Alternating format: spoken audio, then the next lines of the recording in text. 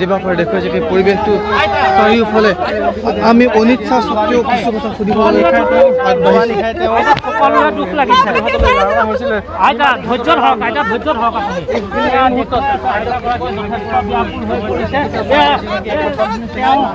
ইতিমধ্যে পৰিণীতাক লৈ যোৱা হৈছে গুৱাহাটীলৈ মোৰ সহযোগী দিবাকৰে দেখুৱাইছে দৃশ্যসমূহ এক শোকাকুল পৰিৱেশৰ মাজত এইদৰে পৰিণীতাক লৈ যোৱা হ'ল পৰিণীতাৰ নিথৰ দেহ লৈ যোৱা হ'ল গুৱাহাটী অভিমুখে এক বৰ্ণনাত্মক পৰিৱেশ যি পৰিৱেশ দিলে মানে মামীকে একদম মানে আমাৰ ঘৰত গৈ একদম কেনেকুৱা আৰু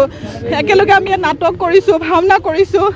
গুৱাহাটী গ'লে সিহঁতৰ ঘৰত যাওঁ ইয়ালৈ আহিলে দৌৰি আহে কিয় যে নিয়তিয়ে এনেকুৱা কৰিছে তাইৰ লগত নাজানো আৰু দেই আৰু মই একো ক'ব নোৱাৰোঁ জড়িত আছিলে আমি নাটক কৰিছে ইয়াতে মোমায়েকৰ ঘৰ একেলগে আমি চিনাকি মই আৰু বোৱাৰী হয় মোৰ মামীয়েক হয় আমি একেলগে নাটক কৰিছোঁ ভাওনা কৰিছোঁ তাৰ সত্ৰীয়া নৃত্য নাচে কালচাৰেলত আগবঢ়া